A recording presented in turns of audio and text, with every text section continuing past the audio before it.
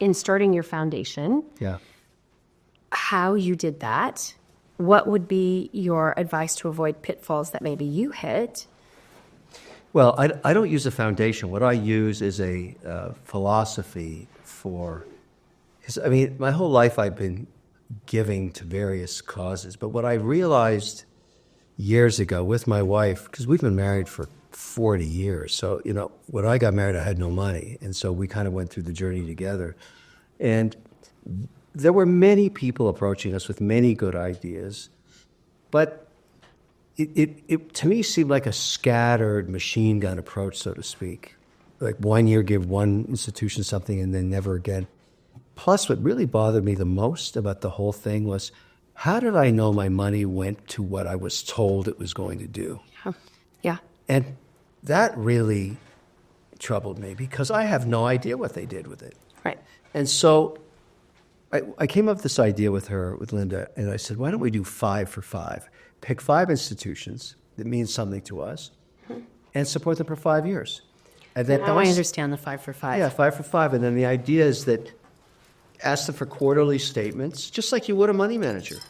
Like, show me your performance and show me what your expense ratios are. And if you go above X as an expense ratio, then we're going to stop giving. Yeah. Because I don't want to fund overhead. I want to fund the mission. And what is the expense ratio that's your cutoff? It varies with different institutions, but I start to get troubled when it gets past 10%. Really? Yeah. Okay. You know, because I've seen as high as 25. Yeah. It doesn't mean I won't fund. It just means, what direction is it going? Yeah. Yeah. You know, you want to be lean and mean. You don't want to enrich yourself off charitable giving. You're doing it because you're motivated for other reasons. You should be able to do that for less than 15%. And is there a specific percentage of your EBITDA that you give to charity? No, we make a commitment that's material. Let me give you an example of something. It's kind of relevant to this conversation. Years ago, I had thyroid surgery, years ago, and over 20 years ago. And I don't know why I did this. I love watches. I went to Cartier Boutique in Boston, and I bought the whole surgical team a watch and had it engraved, like a Nice. tank.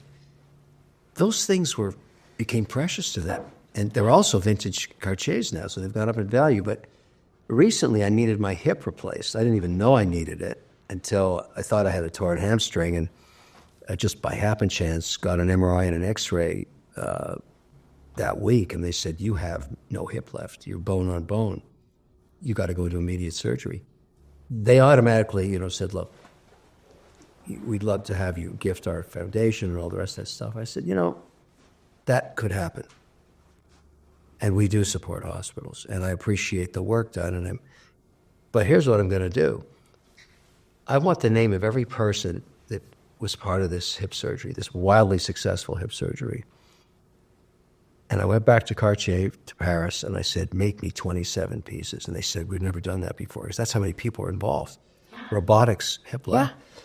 And the hospital said, no, we can't allow you to do that. I said, that's not the message I want to hear. If I want to gift somebody something for being very kind to me, I'm going to do it. I don't care what you think. So we started our relationship in a very funny place. Yeah. And, but I don't care. I mean, I think rewarding people for doing something extraordinary for you, and for me, I was blown away by the outcome. I'm happy to do it. And I engraved on that watch, new hip, July 19th, 1924, thank you and appreciation, with their name on it and mine. And I thought it was very cool to give it. And they loved it. They loved it. That's awesome. What strategies have you seen that are successful for foundations or charities, if you will, public charities, to raise funds, besides being a Josh Fox and funding it all yourself? Right. Mastering social media. Okay. Mastering the ability to communicate the message. And having testimonials by those that have already given and the benefit they feel they've achieved by doing it. You need total transparency. Yeah. People smell BS a mile away. They do. You really want to be transparent about what you're doing and show examples of what you've done and how you've marked and measured the achievement. That's the only way you're going to survive. It's the only way. I mean, people are bombarded every day with opportunities to give to all kinds of causes, Yeah. you know. And there's all kinds of compelling stories, but are they real? And what evidence do you have that they're real? And Well, see, that's kind of a problem with social media, right? Is people question how much of that is real. well, that's why testimonials of real people matter. And most people that are giving testimonials on social media have a social media account. Yeah. I mean, it's ubiquitous now. Yeah. So it's just a matter of time. If you're putting out anything that's not true, you're going to get slaughtered. Yeah. And that's a mistake that some institutions have made by not owning up to a mistake, perhaps, or because everybody makes mistakes, but you want to be immediately transparent the moment it happens. Yeah. And say, look, this is what happened. Here's what we're doing to fix it. I'm obviously apologizing for it. Didn't mean this to occur. These are institutions, and the bigger they get, the more chance of error is going to happen. Yeah. People understand that. So how long have you been doing Shark Tank? 16 years in our 17th season now. And how did you get on Shark Tank? I was, I was working in one of my companies in Boston was the learning company. And when we sold it, I went into private equity for a while, and there was a digital licensing being sold for the country of Canada, the rights to all of the, this is way back, I think 1992. And the firm I was working with said, you're a Canadian, why don't you go up there and bid on these licenses, because you have to be a Canadian and we'll back you. And I said, which ones do you want to bid on? I said, buy them all. So I said, well, I can do that. So I went up there and I started buying everything. And there was a very famous reporter named Janice Mackey-Frere, who's now, I think, with NBC. And we got into a real fight on the air. I just like you and I talking, you're Janice, and I just didn't understand why she was attacking me, so I fought back. And we had it was live television, and the phones lit up, and the producer came back and said, can you come back tomorrow? That was my first experience on TV. And it just blossomed from there. And one day I got a phone call from Mark Burnett, and he said, look, excuse my language when I say this, he says, we're looking for a real asshole, and you're it.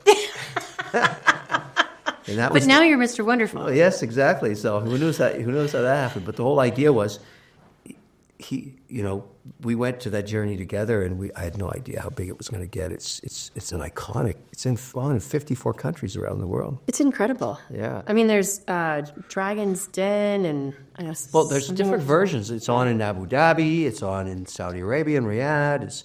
They also rolled the American tape, our version. I'm the most hated man in Austria, apparently. I won the Villain of TV award twice. I mean, this is fantastic. And I've also won an Emmy, but I love those Villain awards even more, so it's great. Why do you? What about the Villain Award makes you excited? I'm not really a villain. I'm just Because I didn't think you were. No, I know, but I'm not afraid to tell the truth. I mean, and unfortunately in business, there's no gray. It's binary. Either you make money or you lose money. Yeah. Either you're successful or you fail. And I don't think there's anything wrong with having an open, transparent narrative about that, because if your plan isn't going to work and you're going to bankrupt your parents or mortgage your house and wipe yourself out, I don't think it's a bad thing to tell them that. Yeah. They may not want to hear that message. Yeah. But I don't like you keep doing it, don't worry about it, even though you know it has no merit and the idea is bankrupt. And it just doesn't make sense to me to do that. Well, I've seen you do that on Shark Tank, and Yeah, I have many times, and people have it's had... good. Well, as I You always... might have saved them from losing their ass. Yeah, and I always say to people that just, sometimes they burst out in tears. I say, look, crying's not going to help. Like, who wants to invest in somebody who's crying all the time? Like, that's not good. You got to suck it up. Yeah. Like, think about that. I understand why people get emotional when you call their idea a bad one, but it doesn't matter. It's still a bad one tomorrow, Yeah. the day after that, until it bankrupts you. Yeah. What qualities would you say are the ones that got you to where you are today? I probably wasn't as good at it as I am now, because I've learned the secret of success no matter what you're doing. It's the ability, and I've learned it from some of the best, the ability to distinguish the difference between the signal and the noise of every day. Because in every day, you set certain things you have to get done that day. It could be this interview, it could be something else you have to do, whatever it is. However, around you, and ever more so today than even 20 years ago, there's a tremendous amount of noise. Your phone is beeping, people are calling you, you get distracted. And unfortunately, if you want to be effective and you have a mandate, a big one, it's actually played out every 24 hours because you may have a vision of where you want to go, but you have to do it day by day by day. So you have to learn over time to distinguish what is noise and what is signal. The best example I've ever seen of this is a story from when I was teaching a night class. I do a lot of teaching of graduating cohorts of engineers, undergrads, and graduates, and MBA classes, and undergrads in business. And I think it's a giving back. This class was 6 to 9. Large, classic Harvard-like theater with 240 students in it or something, the amphitheater thing. Yeah. You're the prof down at the bottom. And this one guy up at the top, near the top on the left, did not contribute to the class at all. And everybody has a name card in front of them. And I noticed that after about an hour, I was not into the case at all and just didn't care. So we're wrapping up. It's 5 to 9. And that's 3 hours. That's a long session. Yeah. And he says, listen, I haven't said much. And I said, no, actually, you said nothing. I've got your name down here. It's just not contributing, just so you know. He said, well, I'm very deeply troubled. And here's why. So, the whole class goes quiet. We're waiting to hear what the thing is. And he says, my fiancée came to me today. And I said, well, what does this have to do with business? And he said, well, maybe I should explain my business. I'm graduating, as you know, from engineering. And I have a cloud-based software business that allows hedge fund managers of less than $250 million under management to be compliant with the regulator. Okay. And it's a service charge on a monthly subscription basis, and I'm making $5 million in cash a year right now. And I said, you're still in school and you've got a $5 million business out of your dorm? Yeah. I don't hear a problem. And he said, well, my fiancée came to me today and said that I've got to make a choice because I have no time for her on the weekends. I don't go to any soccer games with her family. I missed last weekend's picnic. I work all day, all night. I sleep 4 or 5 hours a night because I have to run both things. I got to graduate. And I don't know what to do. And I said, well, I'm going to give you some advice. I can see what it is. I can see it coming. And I said, which one is easier to replace, your fiancé or your business? Because she is clearly not the right one for you. She doesn't understand your mandate. She doesn't or support you, as a matter of fact. Right. And I would think by now, all these beautiful women in this class over here just heard you make $5 million a year. They would all like to be your fiancé. They'd love to be your fiancé. So I bet somehow this is going to work out for you. It was a shit show after that. It was that class didn't end till 9:45 as we went through the merits of that advice. Yeah. Which is really a little bit about life because that's what it was. Yeah. And I think, by the end of it, I know we tried to find out what the outcome was because it was such a great story. I wanted to do a case on it. But I think he didn't marry her. And he was wildly successful. Oh, that's wonderful. Yeah, it's great. That he's wildly That's successful. the signal and noise thing, right? The guy was 80% signal probably. Yeah, That's but he it. was hearing the noise. Right. So do you feel in your life that you have that kind of balance? Everybody talks about work-life balance. What is your thoughts on that? It's probably not as much as my family would like because by now they're saying, why aren't you retired? And I said, I'm never retiring. The things I do now are... fun. Well, they're to me, the chance to do them is extraordinary. Just the doors that open to me from the outcome of what I've done so far are incredible. So why would I stop? And I think I wouldn't be happy, but, I try to do I try to do as much as I can, but the truth is, my wife put up with me for all those years, and I was never home. So she really raised the family, and she gets all the credit for it. But I'm proud of what we have, what are the outcome for our kids and what they've achieved. But no, I wouldn't say I'm the best family man, but I'm a good provider, and I try the best I can. Any regrets? No, I have no regrets. I don't have any regrets. I think dwelling on mistakes is stupid. You're supposed to learn from them. Yeah. And not do them again. Yeah, I love that. Yeah, it's just stupid.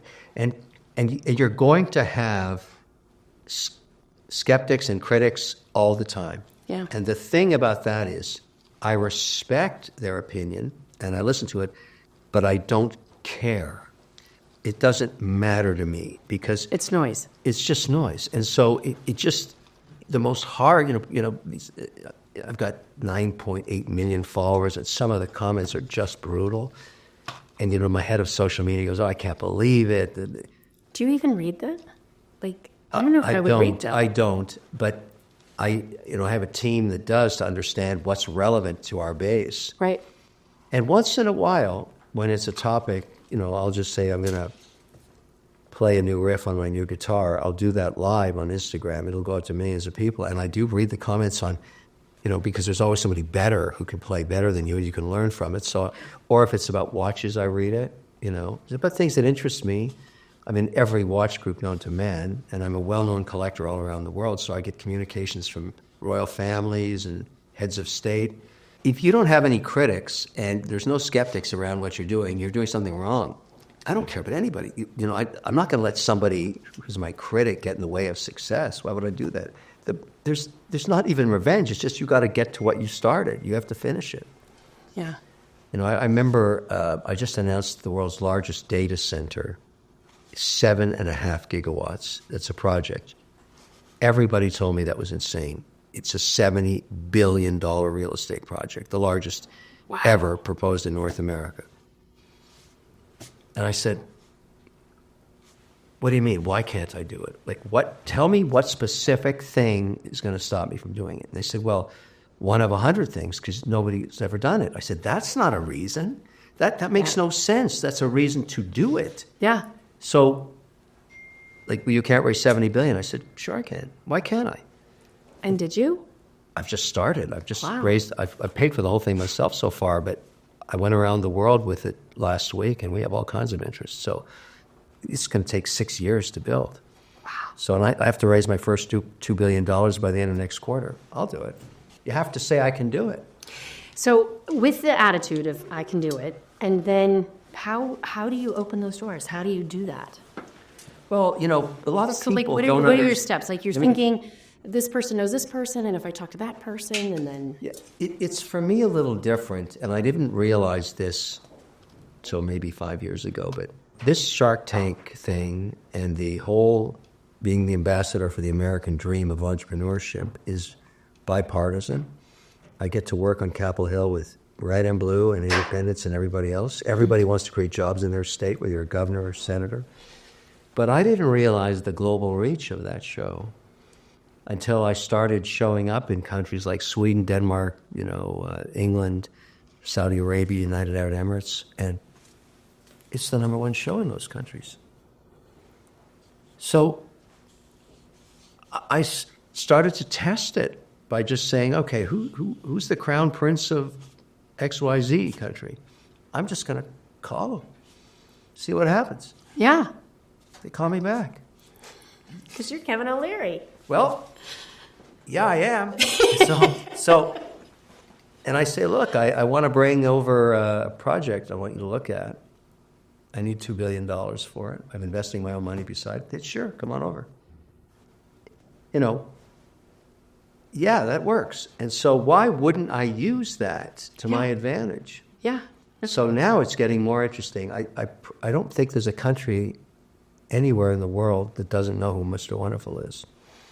I think you're right. Yeah, so it's pretty good. And so I thank Mark Burnett for that, and Sony and ABC and MGM and all that. Obviously. So now you were naming this. I met Richard Branson. It was probably 3 years ago, and he said, "This Mr. Wonderful thing you're doing. Why aren't you doing what I did with Virgin? Call everything wonderful." That's a good idea. Yeah, so that's a great idea. My largest data center in North America is going to be called Wonder Valley. Why not? Right? Silicon Valley? Wonder Valley. Exactly. I love it. Yeah. So I meet, you learn from greats. He's fantastic, and I really enjoyed meeting him, and we talked about a lot of things. But his idea of cross synergy on social with the Virgin brand is exactly what the Wonderful thing's all about. Yeah. Like the Chef Wonderful now, I'm the largest provider of wine on QVC, and I'm doing dumplings with them now. Because I'm actually a chef, so I got into, I didn't know you were a chef. Yeah, if you go to qvc.com, you'll see Chef Wonderful and all. I knew you liked to cook, but I didn't know. No, I'm a chef. I put myself through undergrad in a commercial kitchen on the campus for weddings. Wow. Yeah, I made a lot of chicken. I bet. What is your favorite type of cuisine to make? Well, through just my interest in longevity and diet, I've moved more towards my roots in Lebanese cooking and Mediterranean cooking, which involves a lot of, fresh ingredients, how to make fish with all of the flavors that, I use a lot of za'atar, which is a sesame-based pepper, but things like that. I also do classic French, but when we were growing up my dad worked for the ILO, my stepfather, and when I was young, started moving. I've lived in Cambodia, Tunisia, Ethiopia, Cyprus, Germany, Japan, England, all for 2 years at a time. And so one of our first postings was Phnom Penh, Cambodia, and it was a French colony. But it's so hot there that you can't use traditional creams. Yeah, because they'll curdle. They'll curdle. It'll be rancid before you serve it. Yeah. So they went to limes and mango purees and used, papaya juice and things like that. And so for example, a crepe flambée that would use a heavy cream in the classic French style, I make it in the, Khmer Rouge style, which is when people taste it, they're blown away because it's lighter. You really get the flavors. Duck à l'orange, which is made very heavy. Yeah. Well, there's a way to do that using more citrus than just the orange, and it's a fantastic dish.